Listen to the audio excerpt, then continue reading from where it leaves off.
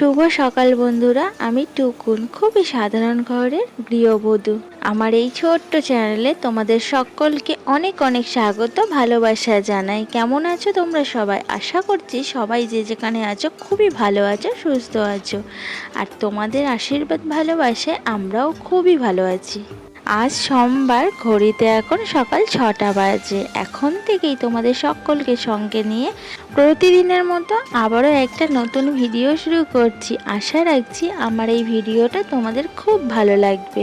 প্রত্যেকটা দিন আমার ঘুম থেকে উঠে চোখ জ্বলতে জ্বলতে রান্নাঘর থেকেই দিন শুরু হয়। তো আজকেও আমি রান্নাঘর থেকেই ব্লগটা শুরু করছি।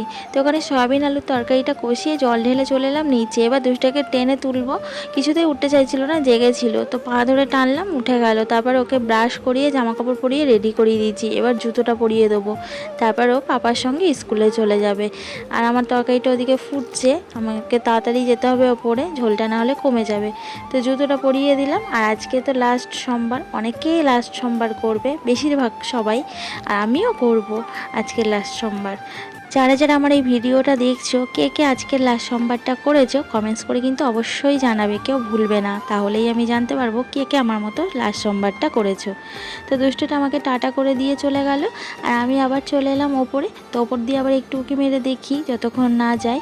তো এই যে বেরিয়ে গেল, আর ওর সঙ্গে ওর ঠাম্মা গেল। প্রত্যেক দিনই যায়, ঠাম্মা একটা কাজ করে, তো একই টাইমে ওই স্কুলের পাশেই, ওর জন্য চলে যায় ওর সঙ্গে।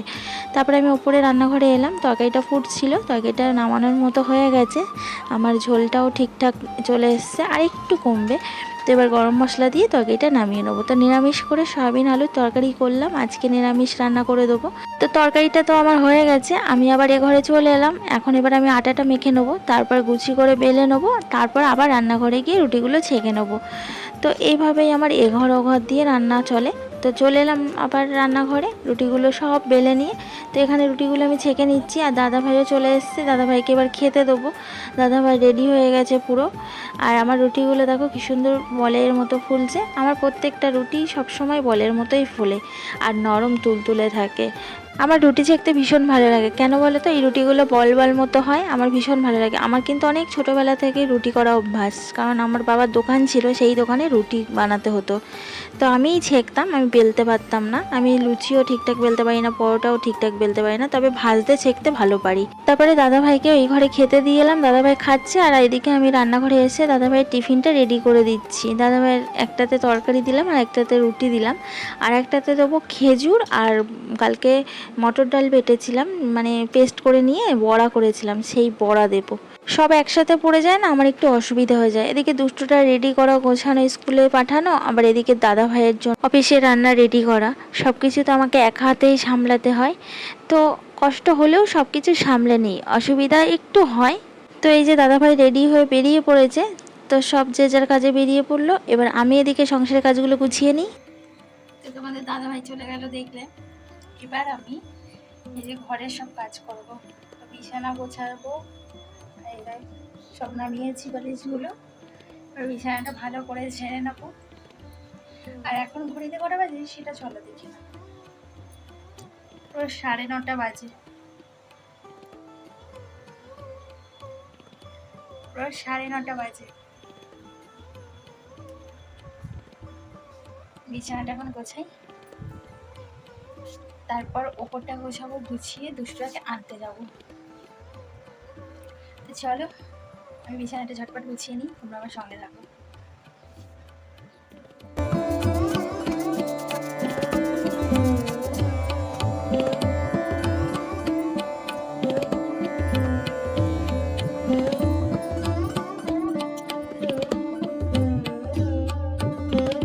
বিছানাটা তো সুন্দর করে ঝেড়ে গুছিয়ে নিলাম, এবার ঘর ঝাড় দেওয়ার পালা। তো রোজকারে গৃহিণীদের যা যা কাজ থাকে সেগুলোই এখন আমি করব। আর এগুলো তো আমাদের রুটিন একদম ধরা প্রত্যেক দিনের কাজ, প্রত্যেকটা গৃহবধূদের, তাই না? তো এগুলো করতেই হবে, যতই শরীর খারাপ থাকুক, যতই মন খারাপ থাকুক, আর যতই কষ্ট হোক। এগুলো আমাদের রোজগারের নিত্য কাজ, এগুলো না করলে একদমই চলবে না। তো ঘরটাকে এবার আমি সুন্দর করে ঝাড় দিয়ে নিচ্ছি। আর শুধু ঘর ঝাড় দিলে হবে, এখনও বাইরেটা ঝাড় দেবো, সিঁড়িটা ঝাড় দেবো, সব জায়গা ভালো করে ঝাড় দিয়ে নেব। তো ঘর থেকে ঝাড় দেওয়া হয়ে গেছে, ময়লাগুলো আমি তুলে নিচ্ছি। এবার চলে এলাম সিঁড়িতে, সিঁড়িটাকে ভালো করে ঝাড় দিয়ে নিচ্ছি। এবার আমি ঘর দুয়ারগুলো পুছে নেবো। তো ঝাড় দেওয়ার পরপরই ঘর দুয়ারগুলো পুছে নিলে পরিষ্কার হয়ে যায় ভালো। রেডি হয়ে গেছি, আর এই দেখো এখন 10:30 বাজে। এখন যাচ্ছি দুষ্টকে আনতে, আর ওর কিন্তু ছুটি হয়ে গেছে 10টা 15। 5 মিনিটের মধ্যে আমি রেডি হয়েছি। 5 মিনিট মানে ঘর ঝাড় দিয়েছি, ঘরটা পুছেছি, স্নান করেছি, কিছু জামাকাপড় ছিল কেচেছি, আবার নিজে রেডি হয়েছি 5 মিনিটের মধ্যে। তো এই যে বেরিয়ে পড়েছি, এবার জুতোটা কোনো রকমে গলাবো, পায়ে গলিয়ে ছুট দেবো, হারার তো আর টাইম নেই। তো এই যে সবে স্কুল থেকে বাড়ি এলাম, আর ওকে সবে ড্রেসটা চেঞ্জ করিয়েছি। দেখো একটা পপকর্নের প্যাকেট নিয়ে বসেছে, আসার সময় পপকর্নটা কিনে নিয়ে এলো, তো সেটাই এখন ও খাচ্ছে। আর আমি আসার সময় কি কিনেছি দেখো, আমি আসার সময় একটু নিয়ে এলাম বাতাসা, শ্যাম্পু, দুধ, ফুল, এগুলো নিয়ে এলাম, একটা মোমবাতি, কারণ আমাকে পুজো করতে হবে।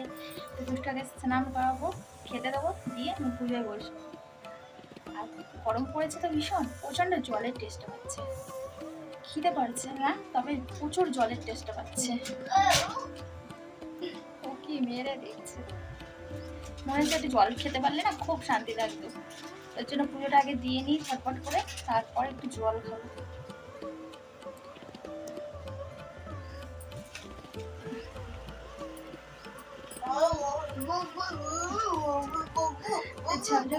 আমি আবার একবার গা ধোবো, কারণ হেঁটে হেঁটে যাই তো রাস্তা দিয়ে, রাস্তায় প্রচণ্ড নোংরা।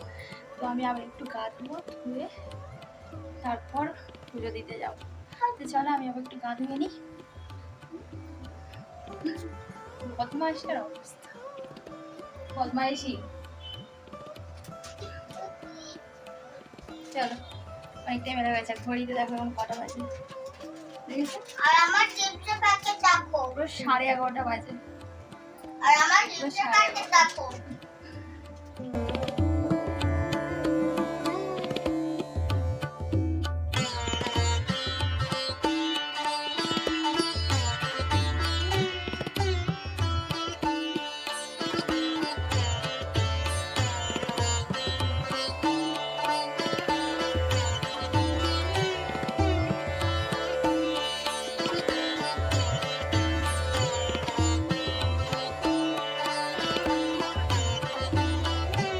তো পুজো তো করবো আজকে, আলতা পরবো না সেটা কি কখনো হয়? আলতা তো আমি আগেই পরবো, আলতা পরতে আমি ভীষণ ভালোবাসি, তোমাদের আগেই বলেছিলাম আমি। পুজো টুজো হলে আমার আলতা পরতে ভীষণ ভালো লাগে, আগে তো আমি আলতা পরবো তারপর আর কাজ। তো এই যে আমার সাথে সাথে আবার দুষ্টটাও আলতা পরবে। তো আমি বলছি তোকে যদি স্কুলে বকে তখন কি করবি? বলছে আরে বাবা তুমি বোকা, বোঝো না, জুতো পরা থাকবে তো পায়ে, মজা পরা থাকবে, কি করে দেখবে ম্যামরা। তো এই যে আমরা দুজনে দেখো আলতা পরে নিচ্ছি, কেমন লাগছে আমাদের দুজনকে অবশ্যই কিন্তু কমেন্টস করে জানিও। তো এই যে এবার আমরা পুজো দিতে যাচ্ছি, আর দেখো বদমাসটা আগে আগে চলে গেছে, ঠাকুরকে দেখাচ্ছে, ঠাকুর আমি দেখো আলতা পরেছি। আমি এটার জন্য আমি আলতা পরেছি, চলো পুজোটা দিয়ে নিই।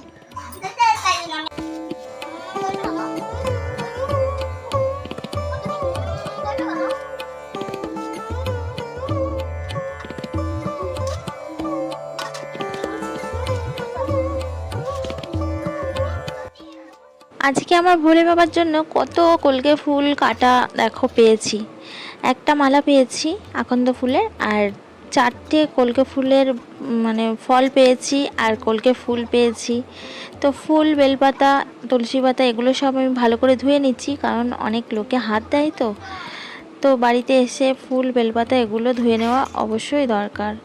তো আজকে কিন্তু আমি ভীষণ খুশি, কেন বলো তো? তো লাস্ট সোমবারে যে সবুজ কাচের চুড়ি পরে আমি ভোলে বাবার পুজো করব, সেটা আমি সত্যিই খুব ভাবতে পারিনি। ভেবেছিলাম হয়তো অন্যদের মতো আমি আর মানে অন্যরা কাচের চুড়ি পরে ভোলে বাবাকে পুজো করছে, আমি হয়তো আর করতে পারবো না।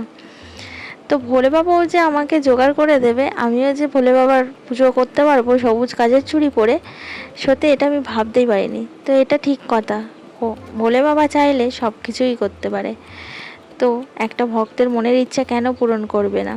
অবশ্যই করবে, সে তো বাবা, আর আমরা তো তাদের মেয়ে সন্তান, তাই না?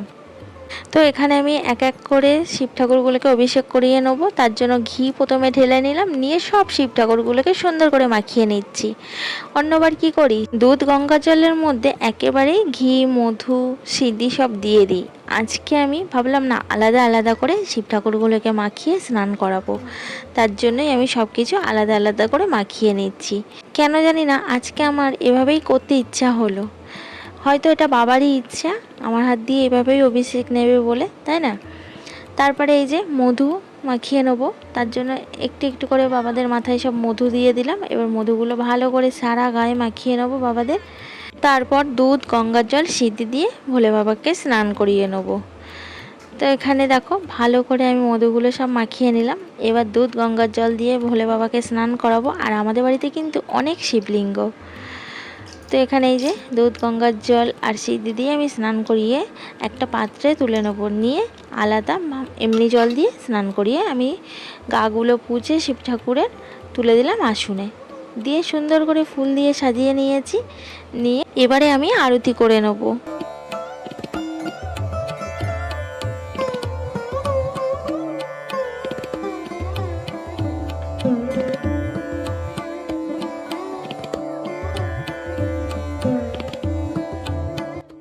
আমার পুজোটা দেওয়া হয়ে গেছে, আমি এবার ঠাকুরঘর থেকে বেরিয়ে এলাম।